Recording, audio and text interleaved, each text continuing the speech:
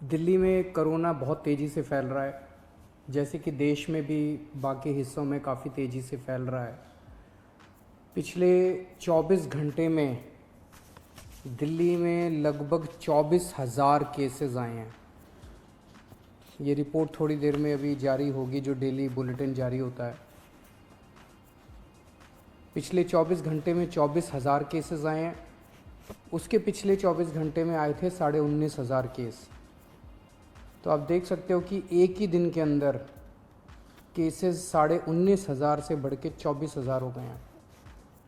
Positivity rate 24% से ज़्यादा हो गया है। तो स्थिति काफ़ी गंभीर है, चिंताजनक है।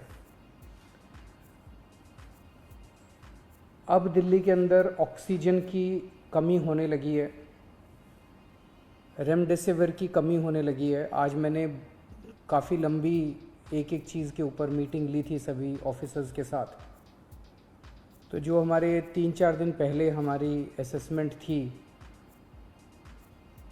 चूँकि केसेस बहुत ज़्यादा तेज़ी से बढ़ रहे हैं, इस वजह से इन सारी चीज़ों की कमी भी, जो हमें लगता था कुछ दिन पहले तक की स्थिति ये चीज़ें उचित मात्रा में मौजूद हैं, आज ऑक्सीजन की, रेमडेसिविर की और टोसिलीजुमैब, इन तीनों की कमी नज़र आई। किसी भी हेल्थ इंफ्रास्ट्रक्चर की एक सीमाएं हैं। दिल्ली के अंदर भी सीमित बेड्स हैं, दिल्ली के अंदर भी सीमित आईसीयू के बेड्स हैं। जिस तेज़ी के साथ कोरोना बढ़ रहा है, जाहिर है कि एक सीमा के बाहर आके हर हेल्थ सिस्टम की एक सीमा होती है। तो बेड्स बहुत तेज़ी के साथ, जो ऑक्सीजन बेड्स हैं, जो आईसीयू बेड्स हैं, बहुत तेज़ी के साथ ख़त्म होते जा रहे हैं। लेकिन आपकी सरकार पूरी कोशिश कर रही है कि बेड्स को और ज़्यादा से ज़्यादा बढ़ाया जाए। पिछले कुछ दिनों में हमने कई कदम उठाए, जिसकी वजह से बेड्स को काफ़ी ज़्यादा बढ़ाया गया और अभी तक दिल्ली में बेड्स की कमी नहीं होने दी गई। अभी भी आने वाले कुछ दिनों के अंदर हमने बेड्स को बढ़ाने के लिए कई कदम उठा रहे हैं और अगले कुछ दिनों के अंदर ही, 2-4 दिनों के अंदर ही, मैं उम्मीद करता हूं कि बड़े स्केल के ऊपर बेड्स हम बढ़ा पाएंगे। कोशिश करेंगे कि अगर कोई मरीज़ को बेड चाहिए, सीरियस मरीज़ हो, उसको ऑक्सीजन चाहिए, तो ऑक्सीजन की दिक्कत नहीं होनी चाहिए उसको। हमारा इस वक्त सबसे मेन मकसद है, इसमें सबसे ज़्यादा ज़रूरी हो जाता है कि मरीज़ को ऑक्सीजन की ज़रूरत होती है। तो हम जितने ज़्यादा से ज़्यादा बेड्स क्रिएट कर रहे हैं, हम कोशिश कर रहे हैं कि उनको ऑक्सीजन बेड्स बनाया जाए, ताकि एक लेवल के सीरियस मरीजों को उसके ऊपर इलाज किया जा सके। तो यमुना स्पोर्ट्स कॉम्प्लेक्स में और कॉमनवेल्थ गेम्स में लगभग 1300 ऑक्सीजन बेड्स का इंतज़ाम किया जा रहा है। राधा स्वामी सत्संग ब्यास में शुरू में अभी 2,500 बेड्स का इंतज़ाम कर रहे हैं और उसके तुरंत बाद फिर 2,500 बेड्स का और इंतज़ाम करेंगे। जो अभी कुछ दिन पहले मैं जब आपके सम्मुख आया था, मैंने बताया था कि किस तरह से होटल्स को, बैंक्वेट हॉल्स को हॉस्पिटल्स के साथ अटैच किया जा रहा है। तो लगभग 2100 बेड्स इस तरह से होटल्स और बैंक्वेट हॉल्स को हॉस्पिटल्स के साथ अटैच करके हम 2100 ऑक्सीजन बेड्स बनाने में सफल हुए हैं, जो कि कल या परसों में ऐप में भी आ जाएगा। और वो ओवरऑल हॉस्पिटल की निगरानी में होंगे। जो भी बैंक्वेट हॉल में और होटल में उनका इलाज हो रहा होगा, तो वो हॉस्पिटल की निगरानी में होंगे, तो एक तरह से हॉस्पिटल का हिस्सा होंगे। तो इस तरह से लगभग अगले 2-4 दिन के अंदर मैं उम्मीद करता हूँ कि 6,000 बेड्स और हम इस पूरे सिस्टम के अंदर ऐड करने में सक्षम होंगे। लेकिन जिस तेज़ी के साथ कोरोना बढ़ रहा है, अभी किसी को नहीं पता इसकी पीक कहाँ पे आएगी। जैसे मैंने बताया, परसों 19,500 थे, कल के केसेस पिछले 24 घंटे के 24,000 आए हैं। कल कितने होंगे, फिर परसों कितने होंगे और फिर उसके बाद कितने होंगे, किसी को नहीं कह सकते। इसीलिए हमें अपनी तैयारियां और बढ़ चढ़ के करनी पड़ेंगी। हम इस वक्त ज़रा सी भी आलस नहीं कर सकते, ज़रा सी भी सांस नहीं ले सकते। इस वक्त हमें 24 घंटे मेहनत करके ज़्यादा से ज़्यादा इंतजाम आगे करने पड़ेंगे, ताकि अगर कोरोना उतना हो जाता है तो हम एक कदम कोरोना से आगे होने चाहिए। अभी थोड़ी देर पहले मैंने डॉक्टर हर्षवर्धन साहब से फ़ोन पे बात की और उनसे मैंने निवेदन किया। ये तीनों चीज़ें मैंने उनसे मांगी, तीनों चारों चीज़ें। एक तो मैंने उनसे निवेदन किया कि दिल्ली के अंदर बेड्स की बड़ी मात्रा में कमी हो रही है। नवंबर के अंदर जब कोरोना आया था तो 4100 बेड केंद्र सरकार ने हमें मुहैया कराए थे। इस वक्त केवल 1800 बेड दिए हैं, जबकि ये वाली वेव पिछले वाली वेव से 3 गुना ज़्यादा घातक अभी तक, उसमें 8500 केस पीक पे आए थे, हम 24,000 पे पहुंच चुके हैं।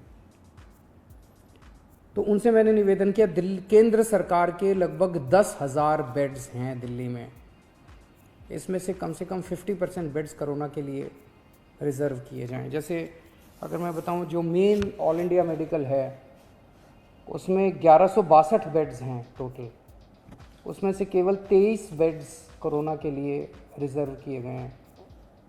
सफदरजंग हॉस्पिटल है, उसमें 2900 बेड्स हैं टोटल, उसमें से केवल 204 बेड्स कोरोना के लिए रिज़र्व किए गए। तो मेरा एक उनसे निवेदन था कि कम से कम 50% बेड्स कोरोना के लिए अगर रिज़र्व किए जाएं तो एकदम से 3-4 हज़ार बेड्स एक्स्ट्रा कोरोना के मरीज़ों को मिल सकते हैं, और उसी तरह से आईसीयू के अंदर भी बेड्स दिए जाएं।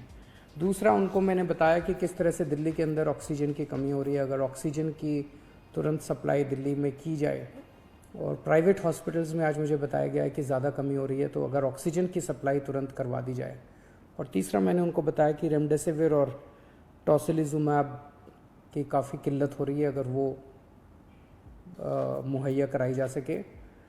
हमें केंद्र सरकार से हमेशा कोरोना की लड़ाई के दौरान मदद मिली है, और मैं पूरी उम्मीद करता हूं कि इस बार भी केंद्र सरकार दिल्ली में हमें पूरी मदद मिलेगी।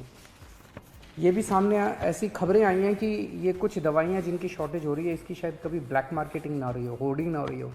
तो आज अफसरों की मीटिंग में सख्त निर्देश दिए गए हैं कि उनके ऊपर रेड मार के और सख्त से सख्त कार्रवाई की जाए अगर कोई भी इन दवाइयों की होर्डिंग या ब्लैक मार्केटिंग करते हुए पाया जाता है। तो एक शिकायत ये आ रही है, और ये सही भी है, कि टेस्ट्स में अचानक दिल्ली के अंदर, दिल्ली देश में अकेला शहर था जहाँ 24 घंटे में टेस्ट के रिजल्ट आया करते थे। पिछले कुछ दिनों से 3-3, 4-4 दिन लग रहे हैं टेस्ट्स में, ये शिकायतें आ रही हैं। और उसका कारण ये है कि कुछ लैब्स ने अपनी कैपेसिटी से ज़्यादा सैंपल उठाने चालू कर दिए। उनकी कैपेसिटी मान लीजिए 5,000 की है दिन की, वो 10,000 ले लेते हैं, 15,000 सैंपल डेली ले लेते हैं, और वो एक देने सैंपल का रिज़ल्ट देने में उनको 3-3, 4-4 दिन लग जाते हैं। इससे नुकसान आप समझिए कि एक सीरियस मरीज, उसने आज सैंपल दिया, उसका रिज़ल्ट अगर 3 दिन बाद आएगा, 3 दिन के अंदर तो उस व्यक्ति की मौत भी हो सकती है। तो उनकी ज़िंदगी के साथ खेल रहे हैं। ऐसी लैब्स के खिलाफ सख्त कार्रवाई की जाएगी जो अपनी कैपेसिटी से ज़्यादा सैंपल उठाते हैं और 24 घंटे के अंदर रिपोर्ट नहीं देते।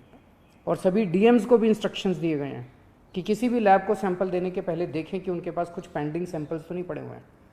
उन लैब्स को बिल्कुल सैंपल ना दिए जाएं जो 24 घंटे के अंदर अपनी रिपोर्ट नहीं दे रहे हैं। कुछ हॉस्पिटल्स देखने को मिले, हमारा एक ऐप है दिल्ली सरकार का, उस ऐप में आपको रियल टाइम बेसिस पे पता चलता है कि किस अस्पताल के अंदर कितने बेड भरे हुए हैं, कितने बेड कोरोना के खाली हैं, कितने आईसीयू बेड हैं, कितने खाली हैं, कितने भरे हुए हैं। रियल टाइम बेसिस के ऊपर इस ऐप पे आप देख सकते हो। और ये ऐप हम नहीं चलाते, हर हॉस्पिटल को हमने पासवर्ड दिया हुआ है, वो हॉस्पिटल वाले खुद उसमें डेटा भरते हैं। तो जिस हॉस्पिटल ने अपने ऐप में, हमारे दिल्ली सरकार के ऐप में भरा हुआ है कि अभी मेरे पास 40 बेड खाली हैं, और कोई वहाँ जाता है और बेड मांगता है और अस्पताल मना कर देता है, तो ये इसके खिलाफ अब सख्त कार्रवाई की जाएगी। इस तरह की शिकायतें आ रही हैं कि ऐप में दिखा रहे हैं कि बेड है, लेकिन अस्पताल बेड दे नहीं रहे, वहाँ जाते हैं तो कहते हैं बेड खाली नहीं है। ऐसे अस्पतालों के खिलाफ जो गलत जानकारी भर रहे हैं, जो फ़ोन पे ठीक जानकारी नहीं दे रहे हैं, और ऐप में होते हुए भी अगर वो मरीज को बेड नहीं देते हैं, ऐसे अस्पतालों के खिलाफ अब सख्त कार्रवाई की जाएगी। कोरोना से निपटने के लिए हमें मजबूरी में ये वीकेंड कर्फ्यू लगाना पड़ा। चारों तरफ से खबर आ रही है कि लोग इसका अच्छे से पालन कर रहे हैं। अगले कुछ दिनों तक हम स्थिति पे नज़र रखे हुए हैं। अगर स्थिति और गंभीर होती है और अगर हमें जो भी कदम इसको कंट्रोल करने के लिए, आपकी ज़िंदगी बचाने के लिए, आपकी सुरक्षा के लिए, आपके स्वास्थ्य के लिए जो भी कदम उठाने पड़ेंगे, हम कदम उठाएंगे। और मैं उम्मीद करता हूं कि आज तक जैसे आपने मेरा साथ दिया, हर कदम पे जो भी कदम हमने उठाया आपने साथ दिया, आप इसी तरह से हमारा साथ देते रहेंगे। नमस्कार।